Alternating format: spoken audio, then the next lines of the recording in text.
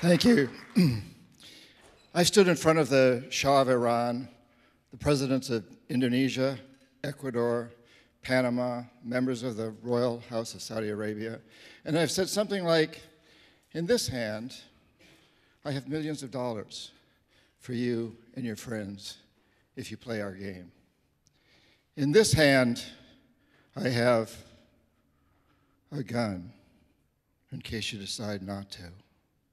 Now, my words were more diplomatic than that, but that was the message. I was an economic hitman. And we economic hitmen have created a new global economy, really, a form of capitalism that I call predatory capitalism. It isn't working. We all know this. The oceans are rising. The glaciers are melting. Less than 5% of us live here in the United States, and we consume almost 30% of the world's resources, while half the world is on the verge of starvation, or actually starving. That's not a model. China can't do it. India can't do it. They're trying, but they can't do it. We have to change. We have to have a revolution. We must change the system. I'll get into that in a minute, but first, how did I become an economic hitman? While I was still in business school, I was interviewed by the National Security Agency, the NSA. They put me through a series of extensive psychological tests, including on a lie detector. It's a long story, but to make a long story short, I ended up going in the Peace Corps and being sent deep into the Amazon rainforest. Now, I'd grown up the son of a teacher in a boys' prep school for very wealthy boys in rural New Hampshire. I grew up with lots of snow and cold, kind of like here in the winter, you know? And suddenly I find myself living in a thatched roof hut in the steamy jungle. You think I adjusted easily to that? After the Peace Corps, I then took a job. I was given a job as an economist at an international consulting firm in Boston with close ties to the NSA and the CIA.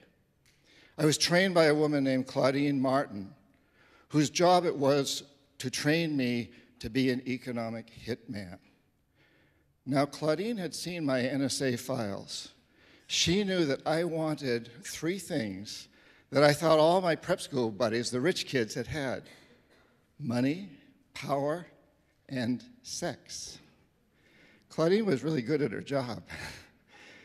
And she promised me the first two: money and power. And she taught me quite a bit about the third. And then she told me what my job would entail. I would go to countries with resources our corporations covet, like oil. I'd arrange a huge loan to those countries from the World Bank or its sister organizations, but the money wouldn't actually go to the country. It would go to our corporations, Bechtel, Halliburton, Brown and Root, familiar names, to build big infrastructure projects in those countries and incidentally make huge profits in the process.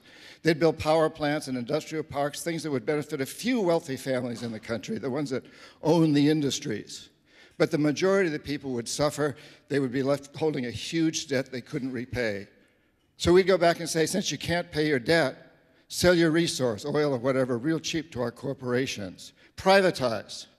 Sell your utilities, your schools, your jails, everything like that to our corporations.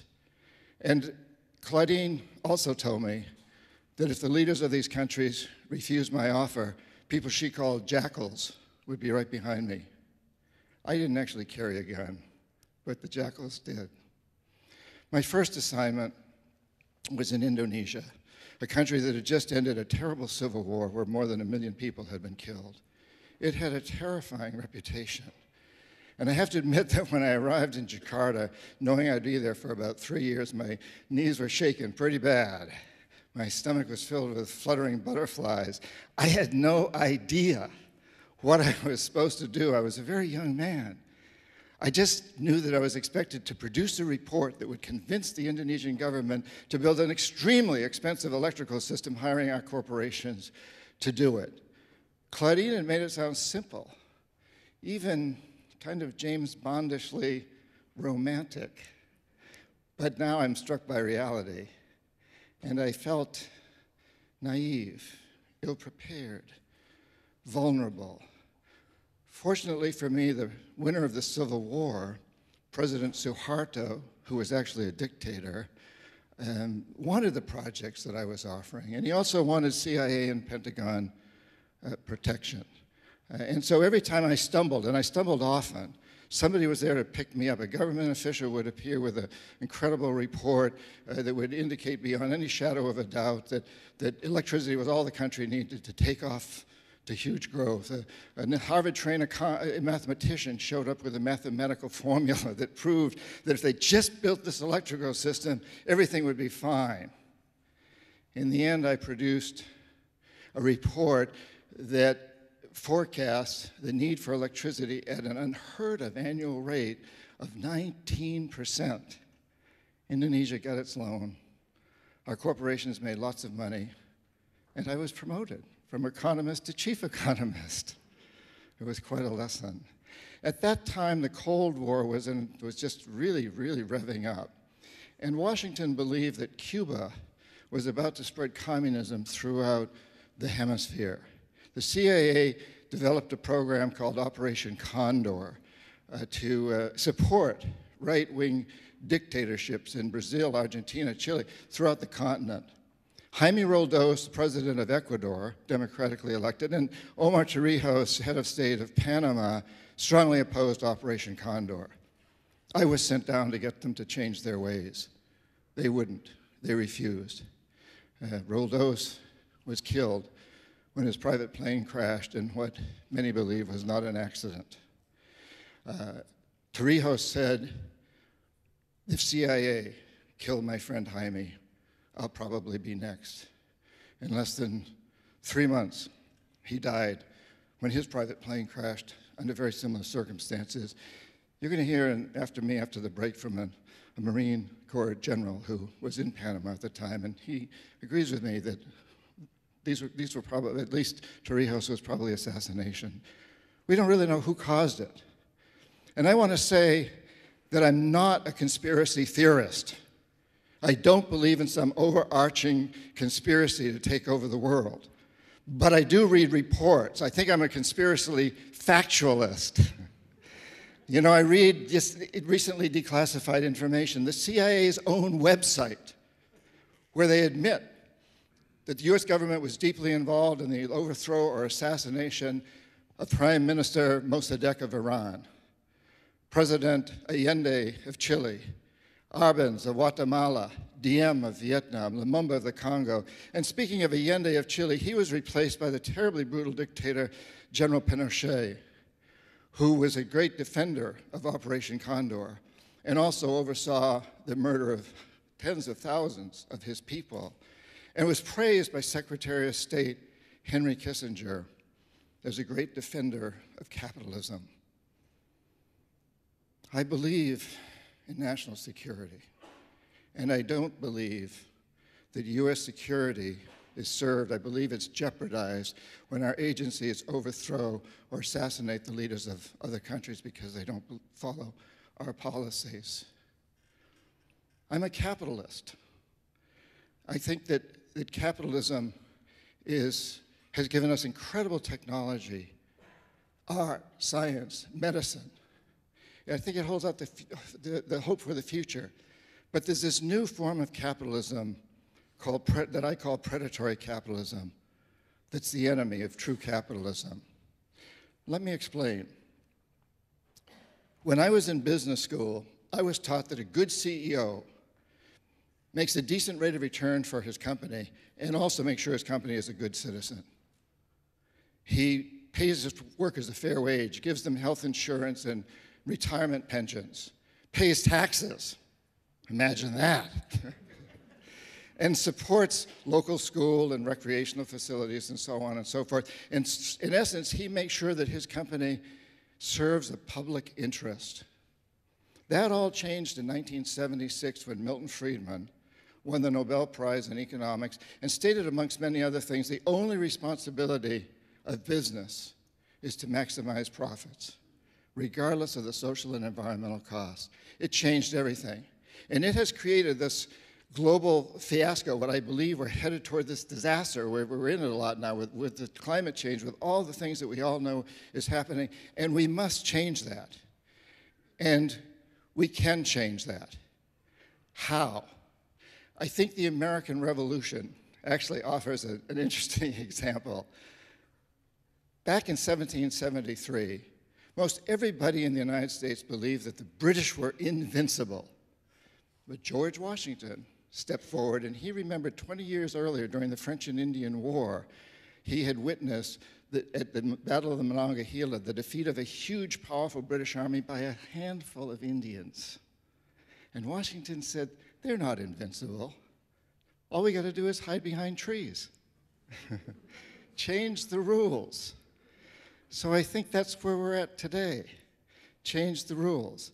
I like the rules I learned in business school, that a good corporation, a good CEO should make sure that his corporation serves the public interest, is a good citizen. I like the idea that you and I should invest in corporations that instead of essentially destroying the resources upon which our economy is based, instead of doing that, they clean up pollution, regenerate destroyed environments, develop new technologies for more efficient energy, transportation, communications, and just about everything else. In essence, let's get our corporations to create an economic system that is itself a renewable resource. Are you ready to do that? Yes, I think we're all ready. We can create this renewable resource so our corporations today really run the world. They control most of the politics in this country and just about everywhere else. But it's important to remember that they need us. We work for them, we manage them, many of you own them, you run them. They depend on us to buy their goods and services, to invest in them, to work for them, to support them through our tax dollars. We have the power. You have the power. Earlier, we heard this incredible music about our passion and our power. Let's put our passion to work. This brings us to you. What is it you can do, each and every one of you? What can we all do? Well, I think perhaps the most important thing to start off by saying is that we are living at a time in history when the individual, you, has more power than ever before. I travel a great deal around the world, speaking at events like this and many others. And everywhere I go, whether it's in Asia or Africa, South America, Europe, Middle East, United States, people are waking up to the fact that we live on a very tiny, fragile space station with no shuttles. And it's headed for disaster, and we got to turn it around. We can do it. So in my latest book, which is for sale out here, The New Confessions of an Economic Hitman, I have a whole section devoted to what you can do, lists and ideas. But I want to just mention 3 of them here today, kind of in summary. So remembering that we have this power today, especially with the internet. Number 1, search out and spread, shine a light on the story behind the story. I think my life as an economic hitman highlights the fact that there's almost always a story behind the story. And recently, revelations such as WikiLeaks and Edward Snowden papers and the Panama Papers and reporting by amazing bloggers and others, the Pulitzer Prize-winning ProPublica, Common Dreams, many, many organizations out there are shining a light on the fact that we have corrupt politicians. We have tax-evading billionaires. You know, democracy depends upon transparency. It depends on understanding the story behind the story. It demands that you and I look for the story. It demands that we question our leaders and our government policies. That's the patriotic thing to do. So number 1, look for, spread the story behind the story. Number 2, use local, individual, and community power, your power, to change politics, to change the governmental system, to change the laws. We, the people, must do it. We can't wait for a president to do it, whoever the next president is. We have to do it, and that's our job in a democracy, to do that. Recently, the small state of Vermont, with less than 0.2% of the US population, a tiny group of people in that small state, got laws passed that forced corporations to label GMOs. As a result, 5 of the major food companies, ConAgra, General Mills, Kellogg's, Campbell Soup, Mars, all committed to labeling GMOs here in Michigan and everywhere else in the United States. And I just recently heard Hugh Grant, not the actor, but the CEO of Monsanto, on the radio saying that that's impacting him hugely. Monsanto's going to have to reevaluate its attitude to GMOs because of what happened in the state of Vermont. We, the people, have forced the corporations to end apartheid in South Africa, to clean up polluted rivers, pass laws to make that happen, to open their doors wider to women and minorities. We have the power, the movement to amend now, to get big money out of politics. That's very important. So, number 2, join an organization or start one that impacts local laws, national laws, global laws. Do it. Get involved, please. This is something important that we all can do. And number 3, help a corporation understand that it must serve a public interest. Corporations listen to you. CEOs, I know lots of CEOs of very powerful corporations. They know if they're getting flooded by emails, tweets, or Facebook, whatever. They know, and they have to respond. So I suggest to you, pick a corporation, any corporation that appeals to you. Send them an email. Don't make them the enemy. Say, I love you, I love your product, but I'm not going to buy it anymore until you stop polluting or clean up pollution or pay your workers a fair wage or whatever your issue is. Send that email to the corporation and to all your social networking circles and ask them to send it to all their social networking circles. Get involved. So shine a light, change the laws, and convince corporations to serve a public interest. And in that way, we're going to turn this economic system that is failing us, one that's exhausted, one that's devastating its own resource base, into a renewable resource. I think you and I live at the most amazing, important time in human history. We are going through a revolution, a consciousness revolution. People are waking up across the planet. Together, we're going to come together, and we're going to create a world that my 8-year-old grandson and every other child of every sentient being on this planet is going to look back at and say, hey, thank God for TEDx in Michigan. Thank God all those people came together and committed to moving forward to creating an economic system that's a renewable resource. Thank you all for being here. I look forward to taking this journey with you. Thank you so very much. Thank you. Thank you.